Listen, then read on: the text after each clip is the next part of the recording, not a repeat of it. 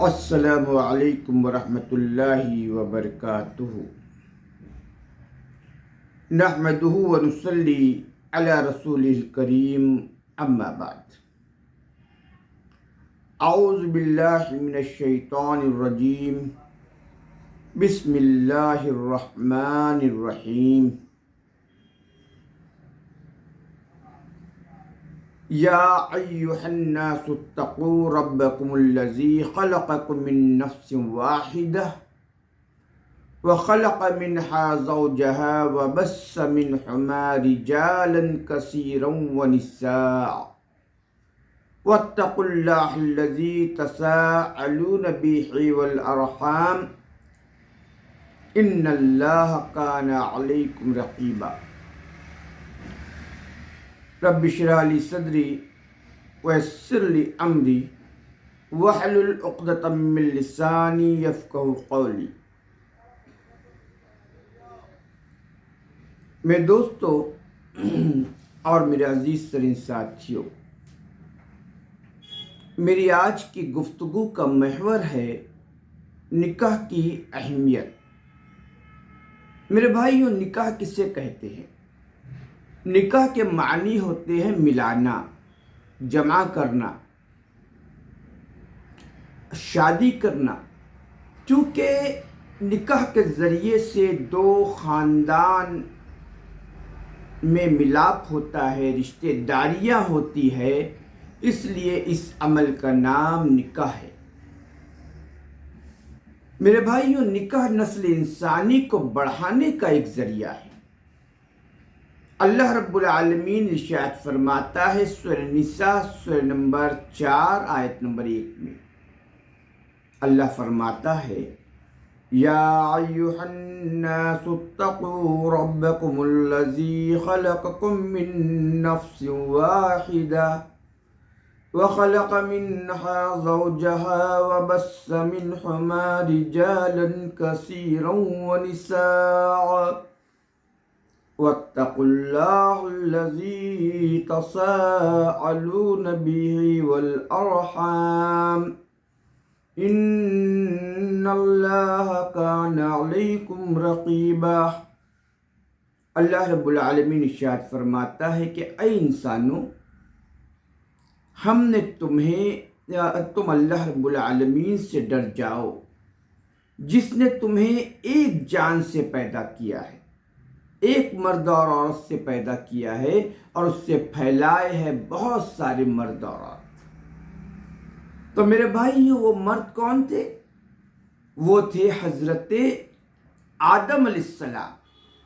اللہ تعالیٰ نے آدم علیہ السلام کی پسلی سے حوا کو پیدا کیا، اور ان دونوں کے ملاپ سے نسل انسانی کا آغاز ہوا۔ تو میرے بھائیوں، نکاح جو ہے نسل انسانی کو بڑھانے کا ایک ذریعہ ہے، اور اسی لیے نبی کریم صلی اللہ علیہ وسلم نے فرمایا تھا کہ عورت جو ہے وہ ٹیڑھی پسلی سے پیدا کی گئی ہے، اور سب سے بلند پسلی جو ہے وہ ٹیڑھی ہے۔ اس لیے اگر تو کچھ کجی برقرار رکھتے ہوئے فائدہ اٹھانا چاہے گا تو فائدہ اٹھا سکے گا، ورنہ توڑ دے گا۔ تو میرے بھائیوں، اللہ تعالیٰ نے ایک انسان کے لیے بیوی پیدا کی ہے، کیونکہ ایک عورت بیوی جب بنتی ہے جب اس کے ساتھ نکاح کر لیا جائے۔ اللہ نے فرمایا سورہ نحل سورہ نمبر 16 آیت نمبر 72 میں، وَاللَّهُ جَعَلَ لَكُم مِّنْ أَنفُسِكُمْ أَزْوَاجًا وَجَعَلَ لَكُم مِّنْ أَزْوَاجِكُمْ بَنِينَ وَحَفَدَةً وَرَزَقَكُم مِّنَ الطَّيِّبَاتِ أَفَبِالْبَاطِلِ يُؤْمِنُونَ وَبِنِعْمَةِ اللَّهِ هُمْ يَكْفُرُونَ۔ اللہ رب العالمین ارشاد فرماتا ہے کہ اللہ تعالیٰ نے تمہارے لیے تم میں سے ہی تمہاری بیویاں پیدا کی ہے، اور تمہاری بیویوں سے تمہارے لیے بیٹے اور پوتے پیدا کیے اور تمہیں اچھی اچھی چیزیں کھانے کو دی، پھر بھی کیا تم باطل پر ایمان لاؤ گے؟ اللہ رب العالمین کی نعمتوں کی ناشکری کرو گے؟ تو میرے بھائیوں، اللہ تعالیٰ نے بیوی پیدا کی ہے تاکہ ایک انسان سکون حاصل کر سکے اپنے بیوی کے ذریعے۔ اللہ تعالیٰ فرماتا ہے وَمِنْ آيَاتِهِ أَنْ خَلَقَ لَكُم مِّنْ أَنفُسِكُمْ أَزْوَاجًا لِتَسْكُنُوا إِلَيْهَا وَجَعَلَ بَيْنَكُم مَّوَدَّةً وَرَحْمَةً إِنَّ فِي ذَلِكَ لَآيَاتٍ لِقَوْمٍ يَتَفَكَّرُونَ۔ اللہ تعالیٰ فرماتا ہے کہ اللہ تعالیٰ کی نشانیوں میں سے ایک نشانی یہ ہے کہ اس نے تمہارے لیے بیوی پیدا کی تاکہ تم سکون حاصل کر سکو۔ میرے بھائیو، آپ غور کیجئے کہ جب ایک انسان تھکا ماندہ گھر پر آتا ہے اور اس کی بیوی اس سے کچھ دیر بیٹھ کر گفتگو کر لیتی ہے پیار بھری، تو وہاں پر اسے سکون ملتا ہے، اسے اطمینان ملتا ہے میرے بھائیو۔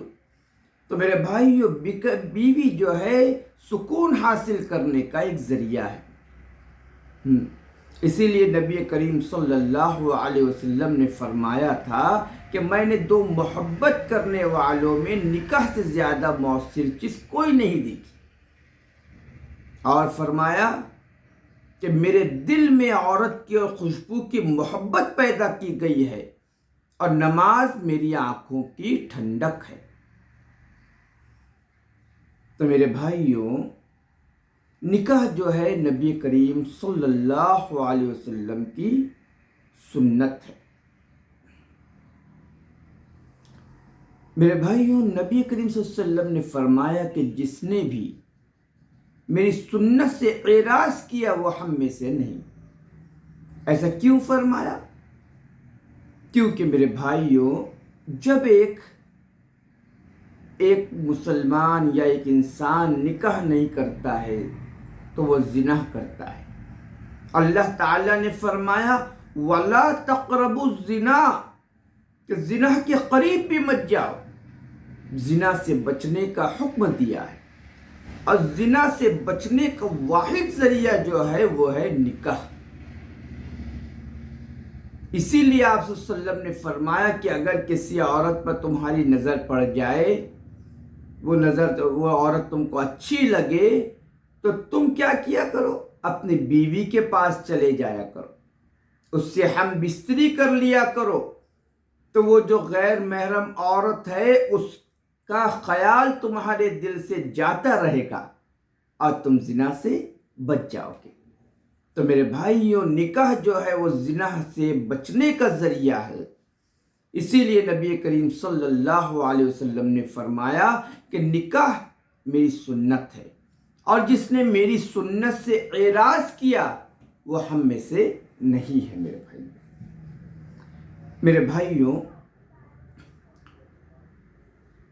3 شخص نبی کریم صلی اللہ علیہ وسلم کے پاس آتے ہیں، آپ صلی اللہ علیہ وسلم کے ازواج مطہرات کے پاس آتے ہیں، اور نبی کریم صلی اللہ علیہ وسلم کی عبادت کے تعلق سے سوال کرتے۔ تب جو بھی نبی کریم صلی اللہ علیہ وسلم کی ازواج مطہرات ہے، جتنا انہیں علم تھا انہوں نے بتلا دیا۔ تو ایک نے کہا کہ میں جو ہوں ہمیشہ روزہ رکھوں گا، کبھی روزہ نہیں چھوڑوں گا، کیونکہ وہ نبی کریم صلی اللہ علیہ وسلم کی عبادت کو کم تصور کیا انہوں نے، اس لیے کہا کہ میں ہمیشہ روزہ رکھوں گا، کبھی روزہ نہیں چھوڑوں گا۔ دوسرے نے کہا کہ میں ساری رات قیام کروں گا، نمازیں پڑھتا رہوں گا، کبھی نماز نہیں چھوڑوں گا۔ اور تیسرے نے کہا کہ میں نکاح ہی نہیں کروں گا۔ جب یہ بات نبی کریم صلی اللہ علیہ وسلم کو پتہ چلی تو آپ صلی اللہ علیہ وسلم وہ تینوں شخص کے پاس جاتے ہیں اور کہتے کہ کیا تم نے اس طرح کی بات کہی ہے؟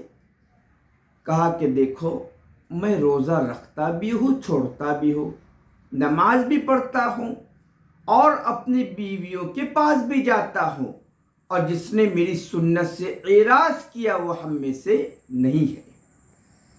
تو میرے بھائیو، نکاح جو ہے نبی کریم صلی اللہ علیہ وسلم کی سنت ہے۔ میرے بھائیو، نکاح جو ہے ایک عبادت ہے، اور یہ جو ہے آدھا دین ہے، اور یہی وجہ تھی کہ نبی کریم صلی اللہ علیہ وسلم نے فرمایا کہ جب ایک شخص نکاح کر لیتا ہے تو اس کا آدھا دین مکمل ہو جاتا ہے، اور آدھے دین کے تعلق سے اسے اللہ سے ڈرنا چاہیے۔ میرے بھائیوں، آپ صلی اللہ علیہ وسلم نوجوانوں کی جماعت سے مخاطب ہو کر فرمایا کرتے تھے کہ یا معاشر الشباب، کہ اے نوجوانوں کہ تم نکاح کرو، کیونکہ نکاح تمہاری نظروں کو جھکاتا ہے اور تمہاری شرمگاہ کی حفاظت کرتا ہے۔ میرے بھائی، یعنی یہ جو ہے زنا سے روکتا ہے، اسی لیے فرمایا اور جو نکاح کی استطاعت نہیں رکھتا وہ روزہ رکھے۔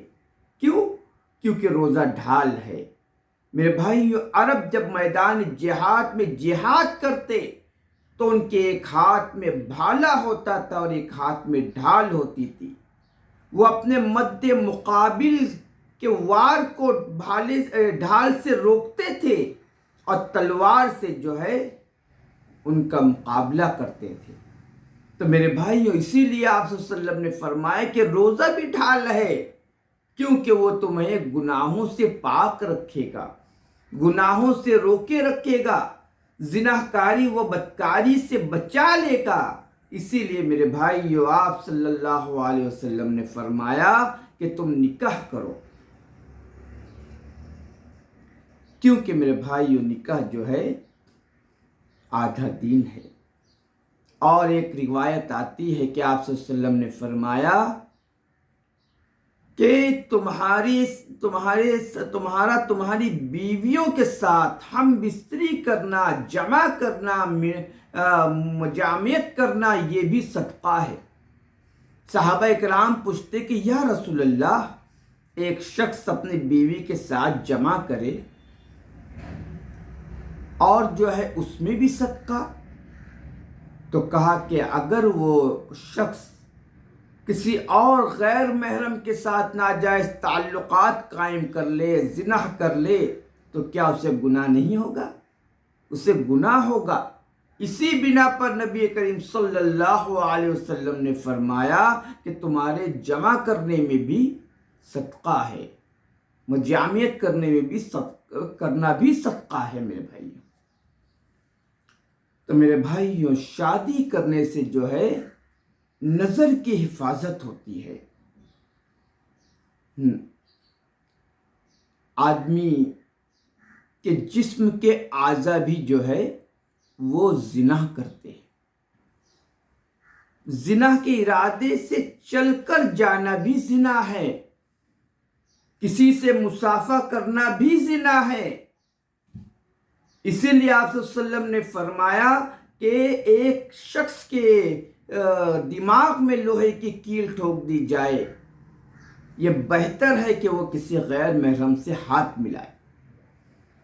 تو میرے بھائیو، اسی وجہ سے نبی کریم صلی اللہ علیہ وسلم نے فرمایا کہ جسم کے اعضاء بھی زنا کرتے ہیں۔ آنکھوں کا زنا دیکھنا ہے، کسی غیر محرم کی طرف نظر اٹھا کر دیکھیں، اس کے حسن کے مناظر کو دیکھیں اور اس سے لطف اندوز ہو، میرے بھائیو یہ بھی زنا ہے۔ اور جو ہے شرمگاہ جو ہے اس کی تائید کرتے ہیں، دل ارادہ کرتا ہے، شرمگاہ تائید کرتی ہے، اور آدمی زناکاری و بدکاری میں مبتلا ہو جاتا ہے۔ برائی اور بے حیائی کا شکار بنتا چلا جاتا ہے۔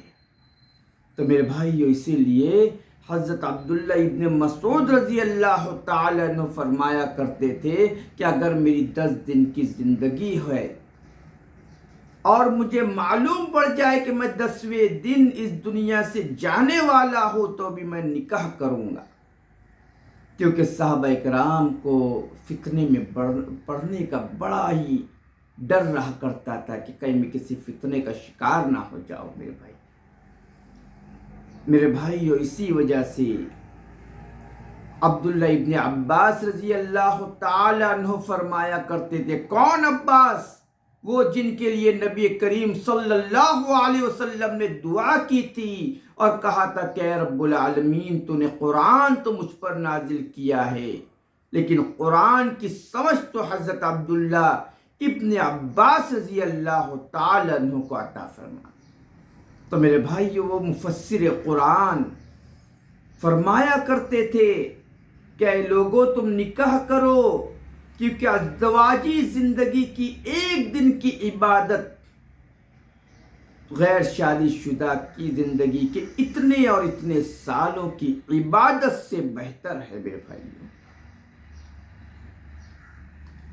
میرے بھائیوں، امام احمد بن حنبل رحمۃ اللہ علیہ فرماتے کہ اسلام میں کنواری پن کی کوئی گنجائش نہیں ہے، اور جس نے بھی کنوارے پن کی تعلیم دی گویا وہ ایسا ہے جس نے کسی اور مذہب کو اختیار کرنے کی تعلیم دی ہے۔ میرے بھائیو، سیدنا شداد بن اوس رضی اللہ تعالیٰ عنہ فرماتے کہ اے لوگوں کہ میرے نکاح کا انتظام کرو، کیونکہ نبی کریم صلی اللہ علیہ وسلم نے مجھے وصیت کی ہے اور کہا ہے کہ تم اس حالت میں اللہ سے ملاقات نہ کرنا کہ تم بے نکاح ہو۔ اور یہی وجہ تھی میرے بھائیوں کہ نبی کریم صلی اللہ علیہ وسلم نے نکاح نہ کرنے کو منافقت قرار دیا ہے۔ سیدنا ابو ذر رضی اللہ تعالی عنہ سے روایت ہے، مسند احمد کی حدیث ہے کہ عقاب بن بشیر التمیمی نامی ایک شخص نبی کریم صلی اللہ علیہ وسلم کے پاس حاضر ہوتے، تو آپ صلی اللہ علیہ وسلم نے فرمایا کہ اے عقاب، کیا تم نے نکاح کر لیا؟ عقاب بن بشیر التمیمی کہتے کہ نہیں یا رسول اللہ، میں نے نکاح نہیں کیا ہے۔ تو کہا کہ کیا تمہارے پاس لونڈی ہے؟ کہا کہ نہیں یا رسول اللہ، میرے پاس لونڈی بھی نہیں ہے۔ تو پھر کہا کہ کیا تم مالدار نہیں ہو؟ تو کہا یا رسول اللہ، میں بہت مالدار ہوں۔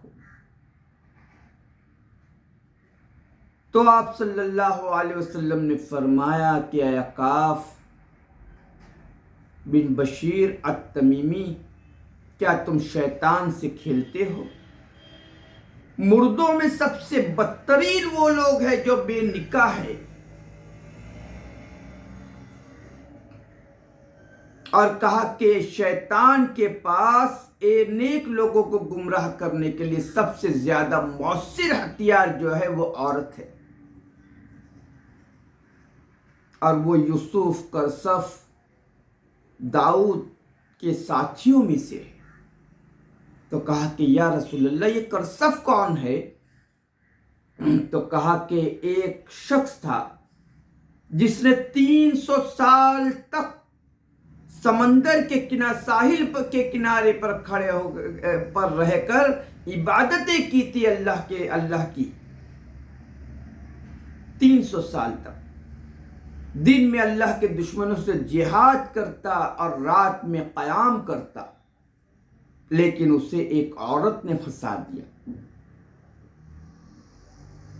اور وہ کفر کر بیٹھا۔ کہا کہ بعض اعمال کی وجہ سے اللہ تعالیٰ نے اسے ہدایت بخشی اور اسے معاف کر دیا۔ کہا کہ اے عقاب، تم نکاح کرو ورنہ منافق ہو جاؤ گے۔ تو عکاف بن بشیر التمیمی کہتے کہ یا رسول اللہ اب تو میں یہاں سے نکاح کر کے ہی جاؤں گا، آپ میرا نکاح کرا دیجئے۔ تو آپ صلی اللہ علیہ وسلم نے فرمایا کہ عکاف میرے پاس تمہارے لیے کریمہ بنت کلثوم کا رشتہ موجود ہے، اور آپ صلی اللہ علیہ وسلم نے کریمہ بنت کلثوم سے اس کا نکاح کر دیا۔ تو میرے بھائیو غور کیجئے کہ نکاح کتنا ضروری ہے۔ اگر اپنی نظر کی حفاظت چاہتے ہو تو نکاح کرو،